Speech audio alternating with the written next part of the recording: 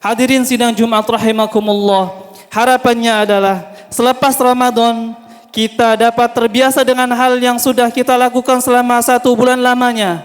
Dalam tanda kutip adalah amalan kebaikan.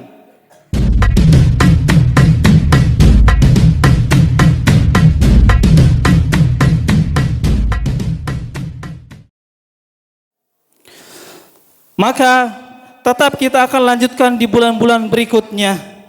Semua ibadah di bulan Ramadan yang telah kita lakukan tentu harus memiliki efek positif di kehidupan atau di kehidupan kita sehari-hari. Mengapa demikian jamaah yang dirahmati Allah Subhanahu wa taala? Karena status kita sebagai manusia mengharuskan untuk menjalin hubungan baik antara kita dengan Allah Subhanahu wa taala dan juga kepada manusia sekaligus. Hubungan baik kepada Allah Subhanahu wa taala seperti kita menjalankan ibadah mahdhah, salat, puasa, zakat dan haji. Tapi jamaah sekalian belum cukup atau bahkan sia-sia manakala ketika kita masih belum bisa menjalin hubungan baik antara sesama manusia. Maka Rasulullah sallallahu alaihi wasallam mengatakan dalam sabdanya, la yadkhulul jannah qati'ur rahim.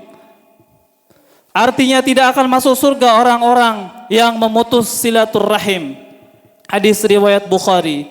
Dan juga senada dengan firman Allah Subhanahu wa taala dalam surat Al-Anfal, fattaqullaha wa aslihu dzata bainikum, yang artinya bertakwalah kepada Allah Subhanahu wa taala dan perbaikilah hubungan kalian dengan sesama manusia. Sidang Jumat, a'azani Allah wa iyyakum. Dalam ayat di atas Allah Subhanahu wa taala memerintahkan hambanya untuk bertakwa, yang kemudian diikuti dengan perintah memperbaiki hubungan sesama manusia, yaitu menjalin kasih sayang, menjalin cinta kasih terhadap sesama dan memperkokoh kesatuan. Maka tentang kondisi seorang mukmin yang baik dalam berhubungan kepada Allah Subhanahu wa taala, namun ternyata mukmin tersebut suka menyakiti manusia.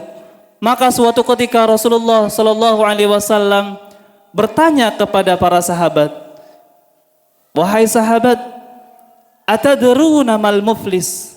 Maukah kalian aku beritahu atau tahukah kalian orang yang bangkrut itu siapa mereka? Siapakah orang yang bangkrut itu? Lalu para sahabat pun berkata, qalu al muflisu fina man la dirhamalah wala mata'.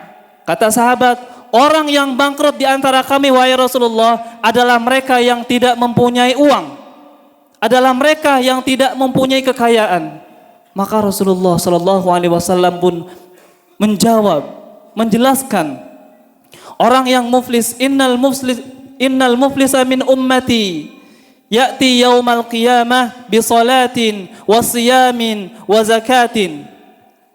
Wahai sahabatku, orang yang bangkrut adalah mereka yang datang pada hari kiamat dengan salatnya, dengan zakatnya, dengan puasanya, akan tetapi waqad syatama hadza wa qadhafa hadza wa akala mala hadza wa safaka hadza wa safaka dama hadza wa daraba hadza. Maka Rasulullah sallallahu alaihi wasallam pun mengatakan, dia datang dengan salatnya, dia datang dengan puasanya, dia datang dengan sedekah dan zakatnya, akan tetapi ternyata dia masih mencaci, dia sering mencaci, dia sering menuduh, dan dia juga makan harta yang bukan haknya, dan dia juga membunuh dan sering menyakiti antara sesama manusia. Hadis riwayat Muslim. Dan dari situ pada akhirnya thumma turiha finnar, kata Rasulullah, dan pada akhirnya dia dijebloskan ke dalam api neraka, wal'iyadu billah, thumma na'udzu billah. Itu adalah akibat dia tidak bisa menjaga hubungan baik antara sesama manusia. Maka jemaah sekalian, dalam hadis di atas jelas bahwa perilaku baik kepada sesama manusia merupakan hal yang sangat penting. Karena pahala ibadah seorang bisa habis lantaran ia menyakiti orang lain selama di dunia. Bahkan ia bisa menanggung dosa orang yang disakiti. Sekaligus pahalanya tidak mencukupi. Habis pahala, bahkan dosa bertambah. Tsumma na'udzubillah. Itulah gambaran orang-orang yang suka menyakiti orang lain ketika pada hari kiamat nanti. Maka jamaah sekalian, pada momentum di hari yang fitri ini, mari kita bersama-sama saling memaafkan, meminta maaf kepada orang-orang yang telah kita sakiti, dan memberikan maaf kepada orang-orang yang telah menyakiti kita. Jika berdosa kepada Allah Subhanahu wa taala seperti meninggalkan salat, seperti tidak berpuasa, seperti kita tidak berzakat, maka itu semua kita hanya bisa mohon ampun kepada Allah Subhanahu wa taala. Akan tetapi jika dosa kita melibatkan manusia dengan menyakiti mereka, maka kita harus meminta maaf kepada orang yang bersangkutan. Dan kita harus mengembalikan hak-hak yang telah kita ambil dari mereka.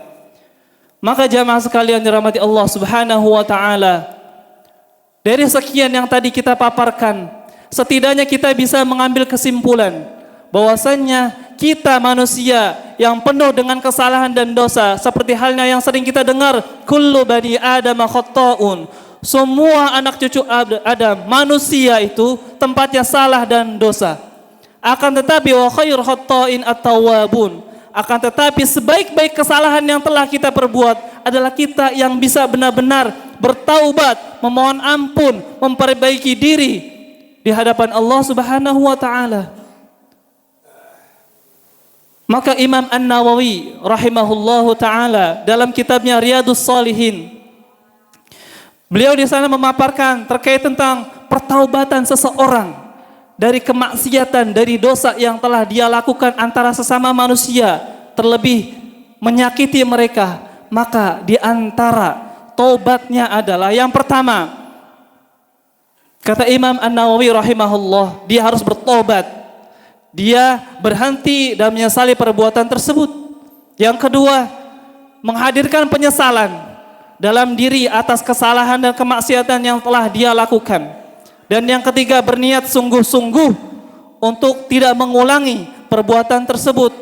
Maka adapun yang terakhir jamaah sekalian adalah mengembalikan tanggungan atau hak-hak yang telah kita ambil, yang telah diambil dari orang-orang yang kita sakiti.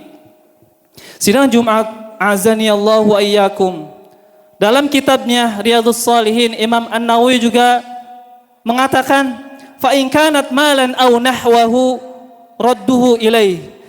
Jika tanggungan itu berupa harta dan sejenisnya, maka wajib mengembalikannya harta itu kepada yang berhak. Wa in kanat hadfa qadfin wa nahwahu makkanahu minhu aw talaba afwahu.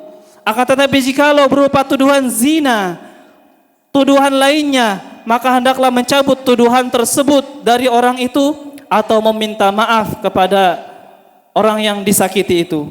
Wa in kanat ghibatan istahallahu minha, dan jika berupa pengumpatan atau cacian atau ghibah dan kejahatan lisan lainnya yang tidak bisa terbendung, maka hendaklah meminta maaf kepada orang-orang yang telah disakitinya. Ibadullah, bahwasannya itulah penjelasan Imam An-Nawawi tentang pertaubatan atas maksiat seorang hamba yang mana menyakiti sesama manusia. Maka dari itu hadirin sidang Jumat rahimakumullah, dalam khutbah yang singkat ini, dalam momentum yang sangat pas ini, marilah kita berdoa kepada Allah Subhanahu wa taala. Semoga dengan berhasilnya kita melalui tempaan diri di bulan suci Ramadan kemarin, kita dapat menjadi pribadi yang lebih baik dalam beribadah kepada Allah Subhanahu wa taala dan membawa kebaikan sosial yang lebih baik dalam kehidupan kita.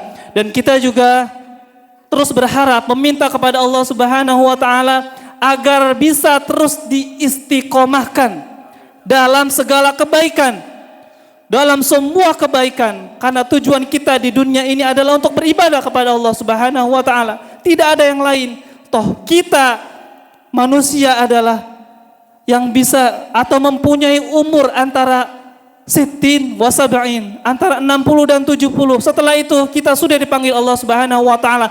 Namun apabila ada yang lebih, itu adalah bonus dari Allah supaya benar-benar kita bisa mempergunakan umur tersebut untuk lebih taat lagi kepada Allah Subhanahu wa taala, dan akhirnya kita berharap kepada Allah Subhanahu wa taala dengan ketaatan semua kita bisa pantas mendapatkan surga yang telah Allah janjikan. Amin amin ya rabbal alamin. Aqulu qawli hadha wa astaghfirullahal azim li wa lakum wa lisairil muslimin wal muslimat fastaghfiruh innahu huwal ghafurur rahim.